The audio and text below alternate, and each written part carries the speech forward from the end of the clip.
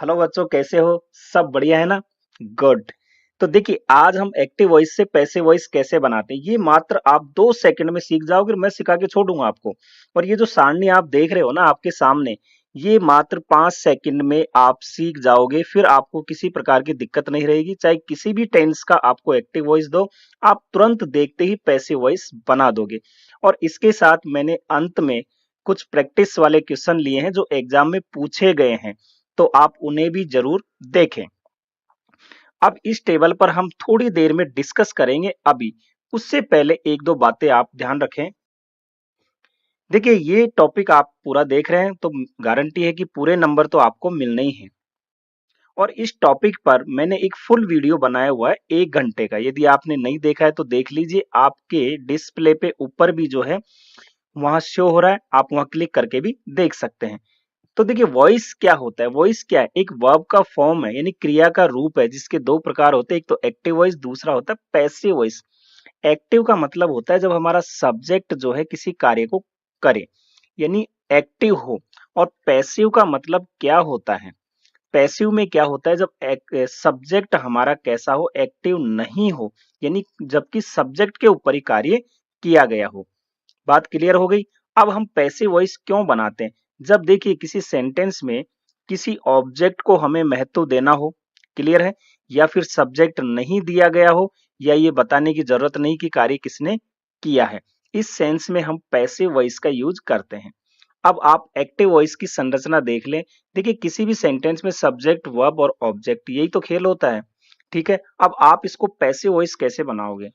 यहाँ जो ऑब्जेक्ट आता है इसको तो आप सब्जेक्ट बना दोगे, और ये जो आपका सेंटेंस दिया है इसके टेंस के अकॉर्डिंग और इस सब्जेक्ट के अनुसार आप यहाँ हेल्पिंग वर्ब का चूज करोगे। और ध्यान रखिएगा, पैसिव वॉइस में टेंस में वर्ब की थर्ड फॉर्म का यूज किया जाता है। तो यहाँ जो वर्ब आएगी उसकी आपको थर्ड फॉर्म लगानी है। इसके बाद यहाँ जो सब्जेक्ट है इसको आप यहाँ ऑब्जेक्ट बना दोगे और उससे पहले बाई का यूज करोगे। अब एक सिंपल एग्जांपल ले लो। आई बॉट ए पेन। मैंने एक पेन खरीदा या मैंने एक कलम खरीदी। अब आप इसको बनाओ। ए पेन यहाँ पे क्या है? ऑब्जेक्ट था, इसको बना दिया सब्जेक्ट। और यहाँ जो है हमने वाज का यूज किया क्योंकि ये जो है पास्ट इंडेफिनेट का है। इसके साथ वाज का यूज होता है। वर्ब की थर्ड फॉर्म आ गई, फिर बाई और आई का बन गया मी। इसको मैं समझाऊंगा, केवल यहाँ पे मैंने केवल एक एग्जाम्पल दिया है। तो एक पेन मेरे द्वारा खरीदा गया। अब देखिए यहाँ पे क्या है, मैंने एक पेन खरीदा, तो पेन खरीदने का कार्य मैं कर रहा हूं, यानी सब्जेक्ट कर रहा है, तो ये एक्टिव है। और यहाँ पे जो है ना, एक पेन को ज्यादा इंपॉर्टेंस दिया है, यानी ऑब्जेक्ट को ज्यादा महत्व दिया गया है। इसलिए एक पेन खरीदा गया मेरे द्वारा, या एक पेन मेरे द्वारा खरीदा गया। हम सीधा यूं भी बोल सकते थे कि एक पेन खरीदा गया, और हम ये भी नहीं बताते कि किसके द्वारा खरीदा गया। तो यहाँ जो है ऑब्जेक्ट को इंपॉर्टेंस दिया जाता है पैसिव वॉइस में। क्लियर? अब अभी मैंने कहा था सब्जेक्ट को हम ऑब्जेक्ट बनाएंगे, ऑब्जेक्ट को सब्जेक्ट। तो थोड़ा सा इसको देख लो। यदि आपका सब्जेक्ट आई है तो मी बना दोगे, यदि ऑब्जेक्ट मी है तो आई।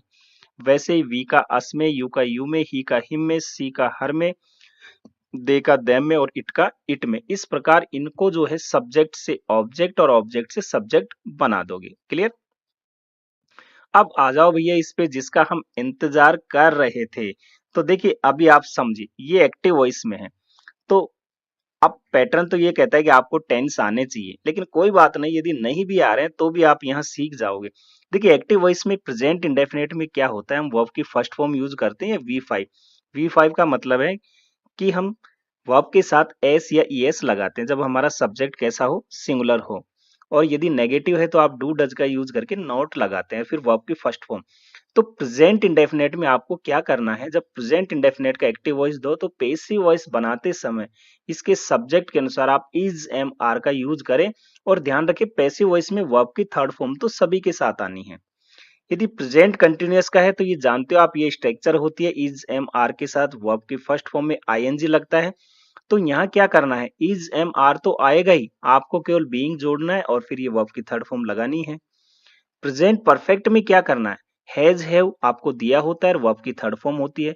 तो यहाँ केवल आपको बीइंग जोड़ना है और बाकी तो वैसे ही रहेगा।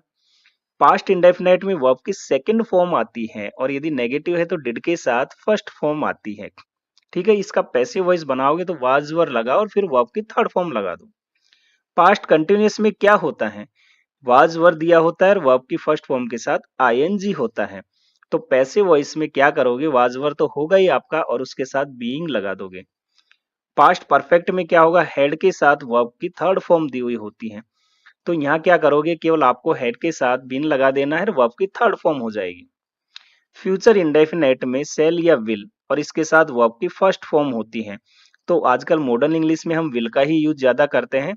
कोई बात नहीं, आप दोनों में से किसी का यूज करो। आई और वी के साथ हम सामान्यतः सेल का यूज करते हैं। तो यहाँ पे इस हेल्पिंग वर्ब के साथ आप बी लगा दो और वर्ब की थर्ड फॉर्म आपका बन गया पैसिव वॉइस। फ्यूचर परफेक्ट में सेल हैव या विल हैव का यूज करते हैं, वर्ब की थर्ड फॉर्म आती है टेंस में।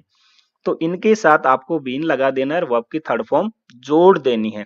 अब देखिए कॉन्सेप्ट कितना सिंपल हो गया ये। अब आपको यदि किसी भी टेंस का एक्टिव वॉइस दे दिया जाए तो आप पैसिव वॉइस बना सकते हो ना। अब ट्रिक क्या है ये समझिए आप। देखिए बहुत सिंपल कॉन्सेप्ट है। ट्रिक क्या है, जहां भी कंटिन्यूअस टेंस है तो आपको पता है कि टेंस में वर्ब की फर्स्ट फॉर्म के साथ आईएनजी आती है। तो वहां भैया आप हेल्पिंग वर्ब लगा के बीइंग जोड़ देना है। अब देखिए ये प्रेजेंट कंटिन्यूअस था, हमने हेल्पिंग वर्ब के साथ बीइंग जोड़ा। ये हमारा पास्ट कंटिन्यूअस था, हेल्पिंग वर्ब के साथ बीइंग जोड़ दिया। तो एक कॉन्सेप्ट तो ये क्लियर कि यदि हमारा एक्टिव वॉइस में आईएनजी फॉर्म यूज होता है तो फिर आप उसके साथ उसमें जो है जब पैसिव वॉइस बनाओगे तो बीइंग का यूज कर दोगे। क्लियर। दूसरा क्या है, जिसमें जिस टेंस में आपने हैज हैव और हैड का यूज हो रहा है उनके साथ इस हेल्पिंग वर्ब के साथ आपको बिन लगा देना है। जैसे प्रेजेंट परफेक्ट में हैज हैव का यूज करना है तो आपको बिन लगा देना है। यहाँ पास्ट परफेक्ट में हैड का यूज हो रहा है तो आपको बिन लगा देना है। फ्यूचर परफेक्ट में भी यहाँ हैव का यूज होता है तो आपको बिन लगा देना है। तो कॉन्सेप्ट क्लियर हो गया ना। यदि वर्ब की आईएनजी फॉर्म है तो उसके साथ आपको बीइंग लगाना है जब पैसिव वॉइस बनाना है। और यदि आपको हैज हैव और हैड दिया है टेंस में तो आपको बी डबल ई एन लगाना है। अब बचे हमारे तीन, क्या प्रेजेंट इंडेफिनेट, तो ध्यान रखो इज एम आर लगाते हैं। पास्ट इंडेफिनेट में वाज वर लगाते हैं और फ्यूचर इंडेफिनेट में सेल विल तो है ही, केवल आपको बी का यूज करना है। क्लियर है। बाकी बचे चार टेंस तो उनका जो है एक्टिव से पैसिव वॉइस मॉडर्न इंग्लिश में नहीं बनाया जाता है। इसकी फोटो ले लो, क्लिक करो। अब आ जाइए मैं आपको कुछ एग्जांपल ले लेता हूं। जैसे सी राइट्स ए लेटर, तो इसका मतलब वह एक पत्र लिखती है। राइट्स यहाँ पे आया है तो टेंस आप पहचानिए पहले किसका है, प्रेजेंट इंडेफिनेट का, क्योंकि ये सिंगुलर सब्जेक्ट है और इसके साथ वर्ब में एस या ईएस हम लगाते हैं। अब आपको दिक्कत कहाँ आती है भैया, ऑब्जेक्ट पहचानने में। तो देखिए एक सिंपल सा तरीका है, क्या आप वर्ब से क्या लगाकर क्वेश्चन पूछ लो या किसे लगाकर, यानी कि या तो व्हाट या फिर whom, इससे आप क्वेश्चन करो आपको ऑब्जेक्ट मिल जाएगा। और वैसे सामान्यतः हम देखें तो वर्ब के बाद ही ऑब्जेक्ट आता है। क्लियर है। तो ये हमारा जो है सब्जेक्ट हुआ सी, कार्य क्या हो रहा है, लिखने का, वर्ब हो गई, और ये हमारा ऑब्जेक्ट। अब आप प्रश्न करो सी राइट्स ए लेटर, यानी वह क्या लिखती है, आपने क्या बनाकर क्वेश्चन किया वर्ब के साथ, तो ए लेटर आपको मिल जाएगा इसका आंसर। तो ये जो आंसर है यही आपका क्या है, ऑब्जेक्ट है। अब आप क्या करोगे, इस ऑब्जेक्ट को तो बना दो सब्जेक्ट, और प्रेजेंट इंडेफिनेट का मैंने कहा इज एम आर का यूज करना है। ये सिंगुलर है तो इज लगा दो। वर्ब की थर्ड फॉर्म राइट की थर्ड फॉर्म होती है रिटर्न। इसके बाद सी यहाँ सब्जेक्ट है तो ऑब्जेक्ट में हर में बदल जाएगा, इसके पहले बाई का यूज करो। बताइए सिंपल है कि नहीं। तो ये सब्जेक्ट हो गया, ये आपकी वर्ब हो गई और ये ऑब्जेक्ट हो गया। अब इसको आप बोल सकते हो एक पत्र उसके द्वारा लिखा जाता है या एक पत्र लिखा जाता है उसके द्वारा। तो यहाँ तो वह यानी सी जो सब्जेक्ट था वो कार्य कर रहा था लिखने का। अब यहाँ क्या है, एक पत्र को इंपॉर्टेंस ज्यादा दिया है इसलिए यहाँ जो है ऑब्जेक्ट को लिया गया है पहले। क्लियर है ना, बात समझ में आ गई। Next, she singing a song, बनाइए जल्दी से, किस टेंस का है, हाँ बताओ। She singing a song, present continuous का, वेरी गुड, बहुत अच्छे। इसका मतलब क्या होगा, वह एक गाना गा रही है। तो वह क्या गा रही है, ए सॉन्ग एक गाना, ये ऑब्जेक्ट हो गया। ए सॉन्ग ऑब्जेक्ट और प्रेजेंट कंटिन्यूअस का है तो इज एम आर के साथ बीइंग का यूज होगा, क्योंकि कंटिन्यूअस है, आईएनजी आ गया ना यहाँ, इसलिए मैंने कहा जहां आईएनजी आ जाए तो उसमें आपको बीइंग लगाना है। तो ये आपका ए सॉन्ग के साथ इज लगाओगे और फिर बीइंग। वर्ब की थर्ड फॉर्म सिंग गाना, इसकी थर्ड फॉर्म होती है संग बाई, सी का हो जाएगा हर। तो एक गाना उसके द्वारा गाया जा रहा है, बन गया भैया passive voice. I have bought A car, मैंने एक कार खरीदी है। तो हैव के साथ थर्ड फॉर्म है, मतलब कि प्रेजेंट परफेक्ट का है। तो क्या करना होगा, हैव आया है ना, तो आप क्या करोगे, इसमें बीन हो जाएगा, बी डबल ई एन, बनाओ। ऑब्जेक्ट हो गया, उसने क्या खरीदी, ए कार, ए आपका ऑब्जेक्ट हो गया, सिंगुलर है, हैज का यूज होगा, फिर आप बीन लगा दो। और वर्ब की थर्ड फॉर्म तो इसमें आती है परफेक्ट में, तो बाई और आई का हो जाएगा मी। क्लियर। तो एक कार मेरे द्वारा खरीदी गई है। Next, Ravi stall my pen, मतलब रवि ने मेरा पेन चुराया। तो देखिए यहाँ पे कोई हेल्पिंग वर्ब नहीं है, तो हेल्पिंग वर्ब नहीं है तो ये वर्ब की सेकंड फॉर्म हुई स्टॉल, स्टील का सेकंड फॉर्म स्टॉल, यानी कोई चीज चुराना। तो किसका है भैया, पास्ट इंडेफिनेट का है। याद करो टेबल, पास्ट इंडेफिनेट में वाज वर्ब का यूज करना है, उसके साथ वर्ब की थर्ड फॉर्म। तो उसने क्या चुराया, माई पेन, ये तो हो गया ऑब्जेक्ट। माई पेन ऑब्जेक्ट हो गया, सिंगुलर है, आप वाज का यूज करोगे। वर्ब की थर्ड फॉर्म स्टोल की हो जाएगी स्टोलन बाई, किसके द्वारा, रवि। तो मेरा पेन रवि द्वारा चुराया गया। The boys were playing cricket, लड़के क्रिकेट खेल रहे थे, किसका है, पास्ट कंटिन्यूअस का है। क्या खेल रहे थे, क्रिकेट, ऑब्जेक्ट हो गया, वर्ब के बाद ही आ गया। तो क्रिकेट किसका है, पास्ट कंटिन्यूअस का। तो क्या करोगे, वाज वर्ब के साथ बीइंग का यूज करोगे, ठीक है ना। तो यहाँ पे क्रिकेट के साथ वाज आएगा, फिर बीइंग। वर्ब क्या है, प्ले खेलना, थर्ड फॉर्म प्लेड बाई, किसके द्वारा, द बॉयज लिख दोगे, द बॉयज। तो क्रिकेट लड़कों द्वारा खेला जा रहा था। She had written a letter, वह एक पत्र लिख चुकी थी। She had written a letter, वह एक पत्र लिख चुकी थी, बनाओ क्या लिख चुकी थी, ए लेटर। ऑब्जेक्ट हो गया लेटर, इसके साथ हेड का यूज, और हेड आ गया वर्ब की थर्ड फॉर्म, लगा दो बीन, ठीक है। इसके बाद वर्ब की थर्ड फॉर्म इसमें वैसे भी है, तो रिटन बाई, सी का हो जाएगा हर। तो एक पत्र उसके द्वारा लिखा जा चुका था। नेक्स्ट आ जाओ, आई शैल प्ले फुटबॉल, मैं फुटबॉल खेलूंगा, किस टेंस का है, फ्यूचर इंडेफिनेट का है। शैल विल के साथ वर्ब की फर्स्ट फॉर्म आई है, क्या करोगे, केवल बी लगाना है आपको। तो क्या खेलूंगा, फुटबॉल, फुटबॉल आपका ऑब्जेक्ट हो गया, इसके साथ विल का यूज करो, फिर बी लगा दो। वर्ब की थर्ड फॉर्म हो गया प्लेड बाई, आई का हो जाएगा मी। तो फुटबॉल मेरे द्वारा खेला जाएगा। He will have completed this project by next month, किस टेंस का है, फ्यूचर परफेक्ट का, क्योंकि विल हैव शैल हैव का यूज होता है वर्ब की थर्ड फॉर्म किसमें, फ्यूचर परफेक्ट में। वह अगले महीने तक इस प्रोजेक्ट को पूर्ण कर चुका होगा, क्या पूर्ण कर चुका होगा, दिस प्रोजेक्ट ऑब्जेक्ट हो गया, वर्ब के बाद आया है। तो दिस प्रोजेक्ट विल हैव, और इसके साथ आपको बीन का यूज करना है। कंप्लीटेड वर्ब की थर्ड फॉर्म बाई, ही का हो जाएगा हिम, और ये वैसे के वैसे लिख दो। तो इस प्रोजेक्ट को उसके द्वारा अगले महीने तक पूर्ण किया जा चुका होगा।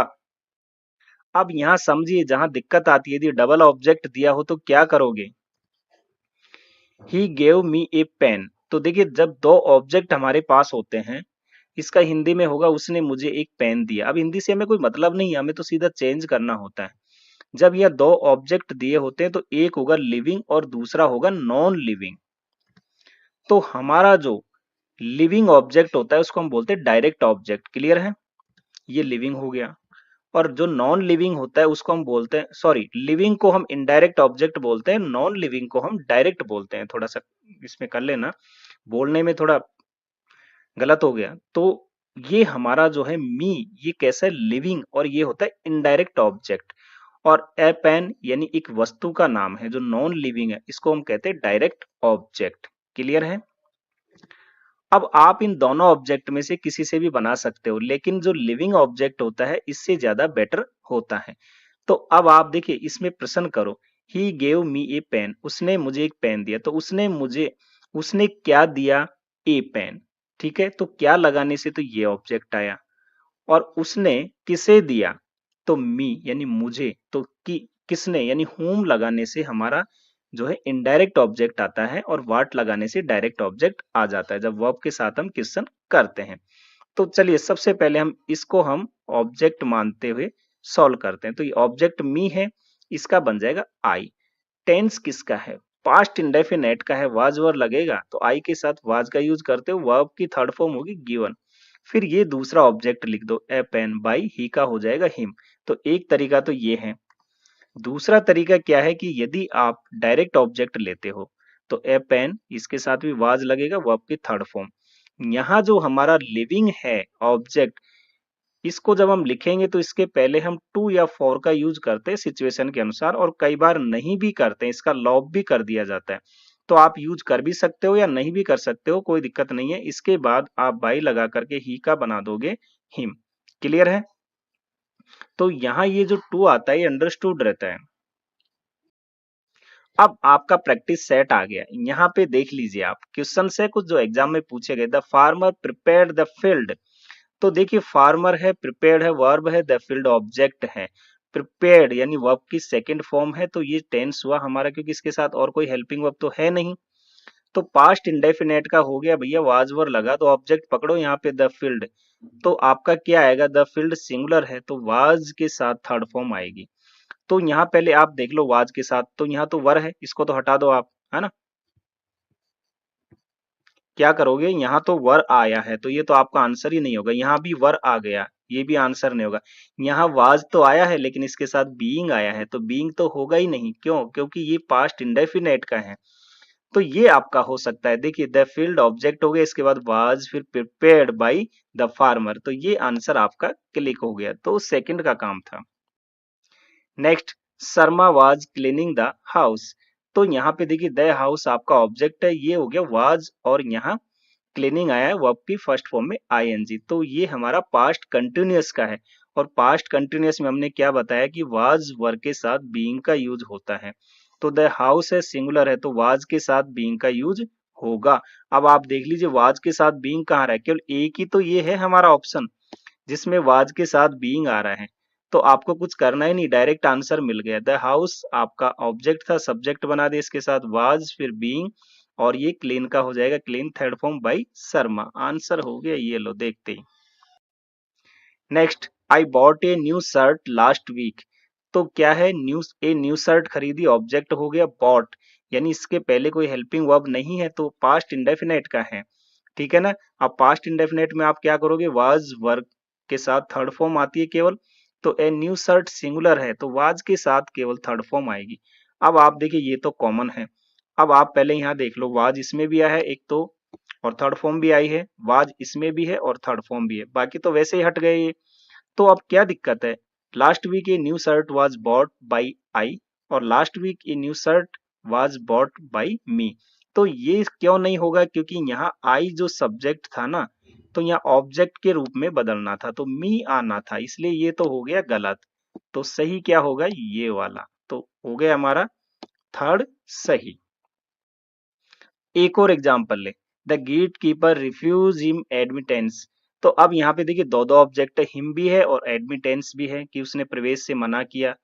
ठीक है, तो किसे, उसे, किस लिए, तो प्रवेश के लिए। अब आप यहाँ पे देखिए, कोई आप इसमें से और इसमें से किसी को भी ऑब्जेक्ट बना सकते हो। पहले सेंटेंस देख लीजिए, रिफ्यूज है, सेकंड फॉर्म है, इसके साथ कोई वर्ब नहीं है, तो पास्ट इंडेफिनेट का है। तो क्लियर है कि वाज वर्ब के साथ आपको थर्ड फॉर्म आएगी।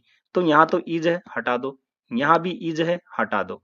अब यहाँ पे आया है वाज, यहाँ भी वाज आया है। अब इन दोनों में देख लेते हैं, लेकिन यहाँ एडमिटेंस को इसने सब्जेक्ट माना है और यहाँ पे ही पे, पहले इसको देख लेते हैं। तो हिम का आप बन गया ही, इसके बाद वाज आएगा, वर्ब की थर्ड फॉर्म आ गई, और ये दूसरा ऑब्जेक्ट लिख ही दोगे बाई द गेट कीपर। तो सही तो यही लग रहा है, लेकिन इसको भी जस्टिफाई कर लेते हैं। तो यहाँ इसको ऑब्जेक्ट माना, इसके साथ वाज भी है, रिफ्यूज है बाय द गेट कीपर, सही तो है। सही है क्या, नहीं, ऑब्जेक्ट छोड़ दिया, जो दूसरा वाला था वो नहीं लिखा ना यहाँ पे, डायरेक्ट यहाँ बाई लगा करके ये लिख दिया, इसलिए आंसर हो गया हमारा ए सही। क्लियर है कॉन्सेप्ट? बहुत सिंपल शब्दों में मैंने समझा है, आपको समझ में आया अगर मजा भी आया होगा तो इसको लाइक करें, शेयर करें, अपने साथियों के साथ एंजॉय करते रहिए और इस वीडियो को आप जो है ज्यादा से ज्यादा शेयर करें और मेरे साथ आप एंजॉय करते रहिए। और मैंने कहा कि मैंने फुल वाला वीडियो भी बनाया हुआ है इसका, यदि नहीं देखा है तो उसे भी